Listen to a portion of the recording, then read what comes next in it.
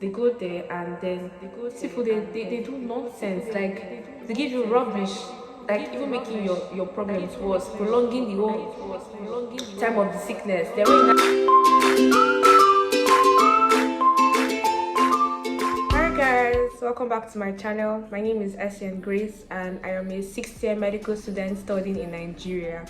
So from the topic down, you can tell that I'm going to do like a Q&A, a question and answer session.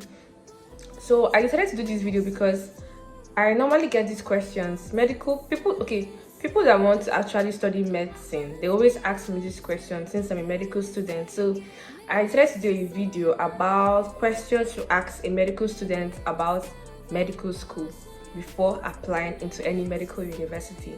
So we're going to be so quick with this video. I don't want to really waste time.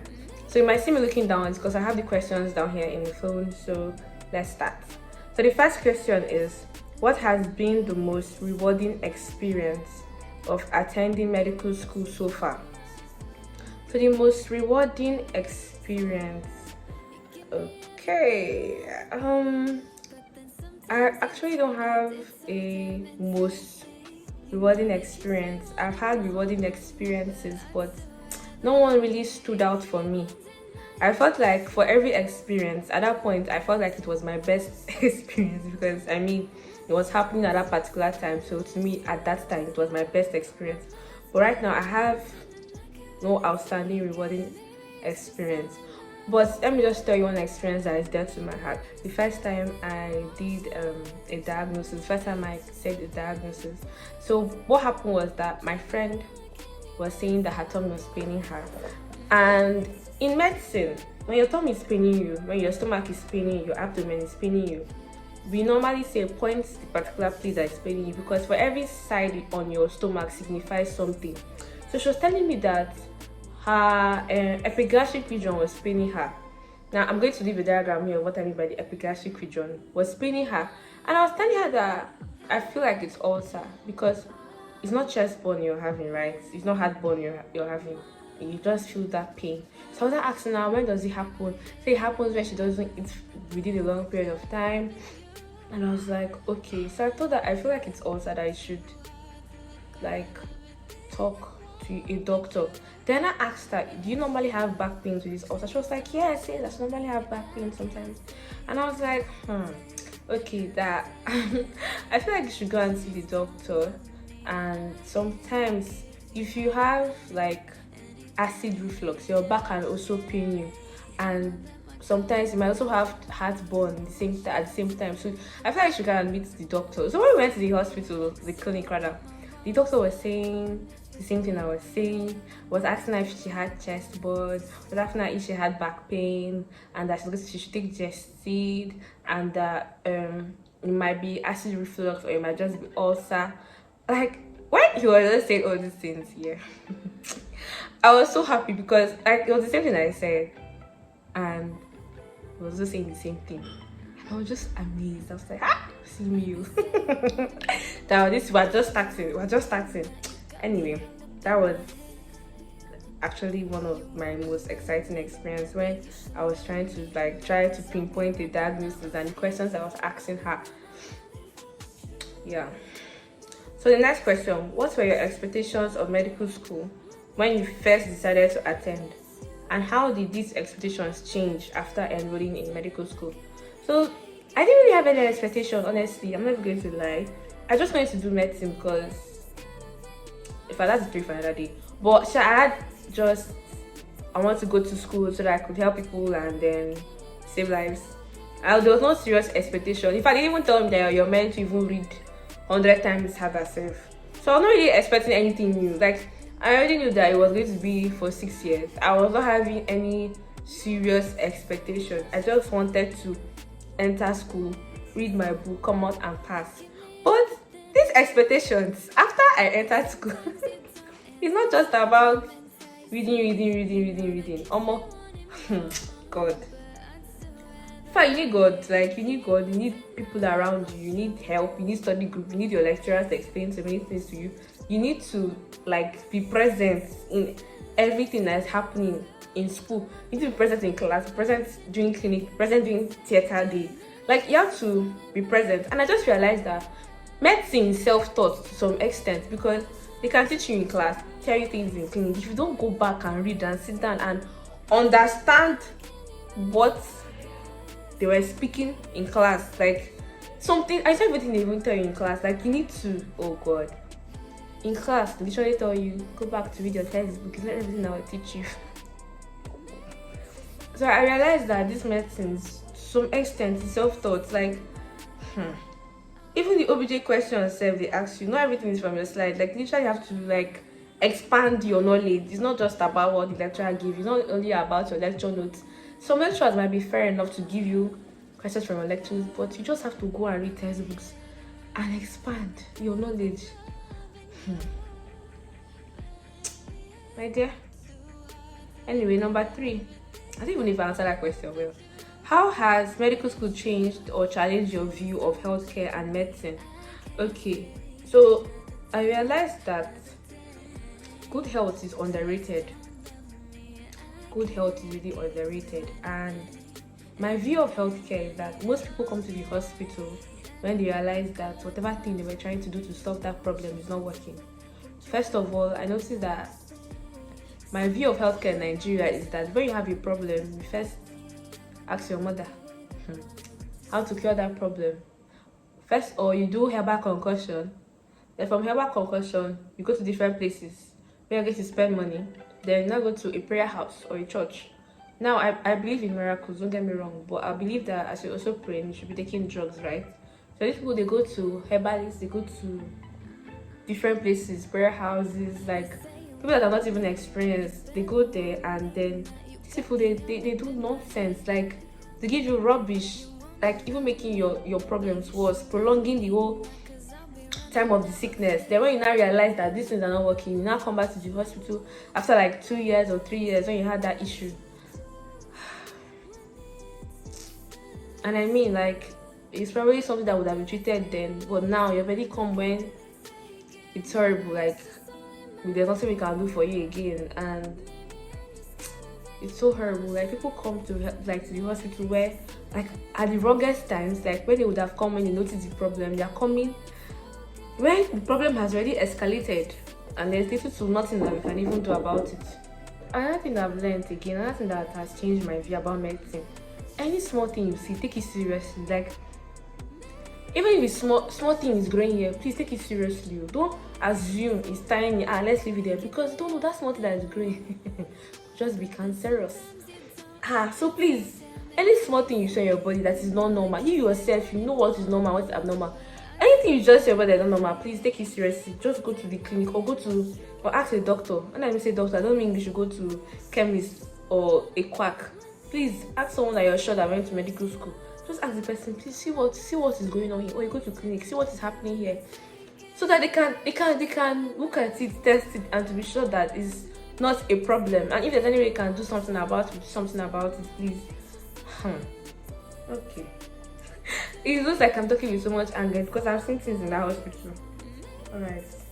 What do you think? Next question. What do you think are the biggest challenges for medical students today? Because I feel like the only challenge might just be time. You might not have time to read, because I feel like that's the answer to that question. Yes. The biggest challenge for medical students, I feel like it's time. 24 hours is not enough in a day, because you go to school and come back. No, you go to school, you go for calls, and then you still need to read. You need time to read. So I feel like the most challenging part as a medical student is actually time to read, time for yourself, time for socializing, time for self-care, because as a medical student, your social life is being cut down. Your interaction with other people of like different courses are also cut down. So I feel like the biggest challenge of medical students right now today is actually time. We don't have time for ourselves. We don't even have time to date. Some of us do date, but like, man. Okay, so the next question is, how have you found studying for an exam? How have you found studying for and passing medical exam? Let me tell you something, you can never be ready for any medical exam. Even if you've read the whole topic, you can never be ready. Your body will still be vibrating. Your soul, spirit, like your body everywhere. You will still hold book until they say drop that book and enter into the exam hall. You can never be ready for any exam in medical school. And your heart will still be pounding when the result is about to come out. And when you're about to write MB, when you write MB, that's the MBBS exam, professional exam. You write this exam, and even if you know that you wrote well, somehow when the result is about to come out, your heart will still be shaking. You'll be having palpitation, your heart will be pounding. So studying for an exam is normal thing we always do. We always study for an exam. Once you're a medical student, you even get used to studying for an exam, because even before the exam, you study for plenty tests. But once result is coming out, guy, you're no longer a lion, you're a cat. Oh God. What was the most difficult material you have had to learn in order to pass courses? God, hematology was so and microbiology, those words, those microorganisms, those words were hard to pronounce, those organisms were hard to pronounce. Like now they're easy because you keep on talking about them.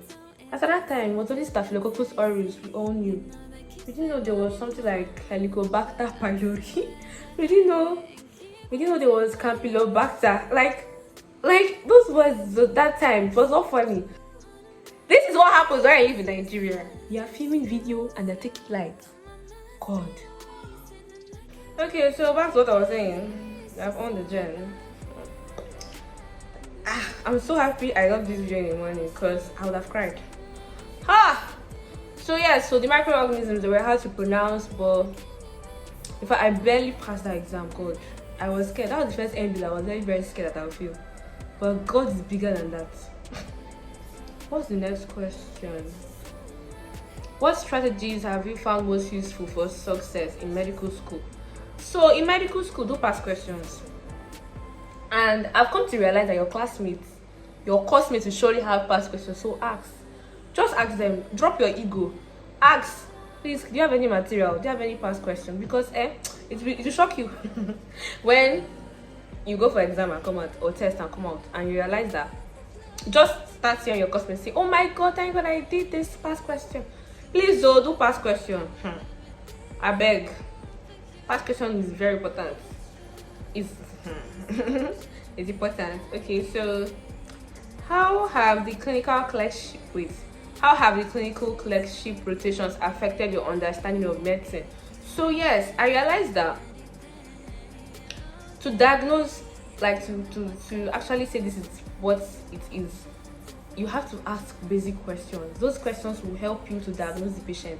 And there's no clerking that is wonderful without examination. What exactly do? You have to clerk the patient, ask the patient questions. When did it happen? What time was it?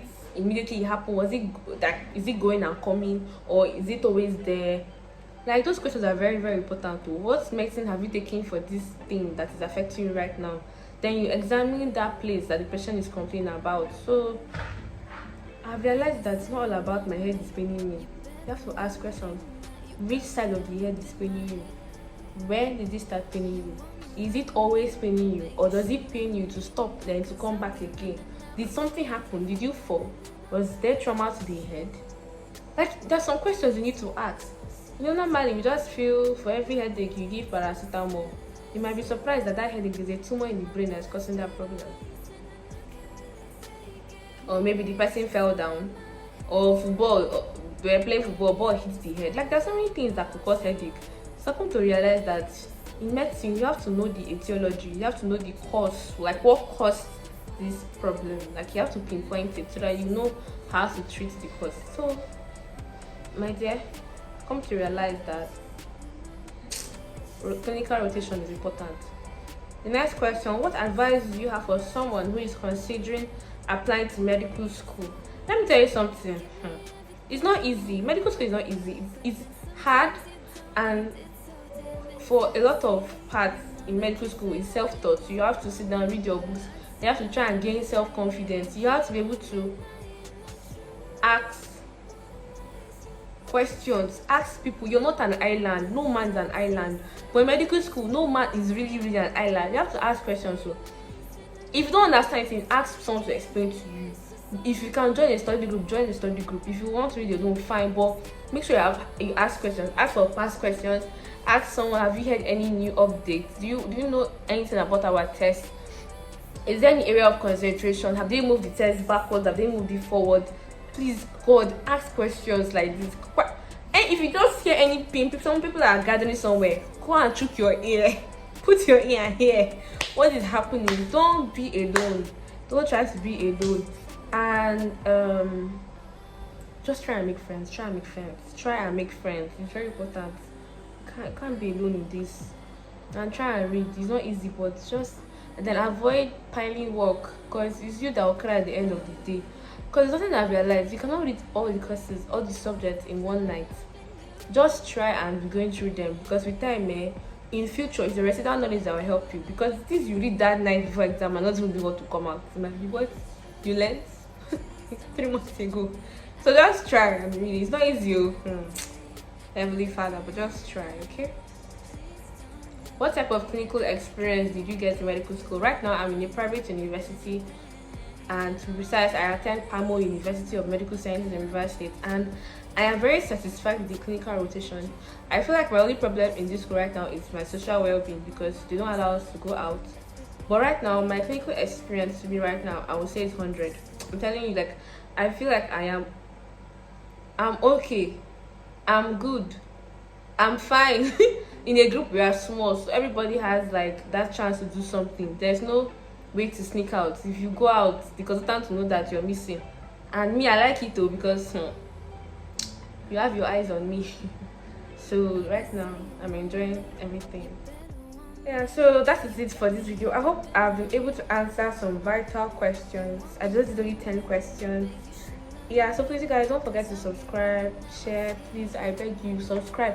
You can't be watching this video for free. Just help me. Press subscribe. It's free. Just help me. I beg. This hard work I'm doing. Please subscribe, okay? Thank you.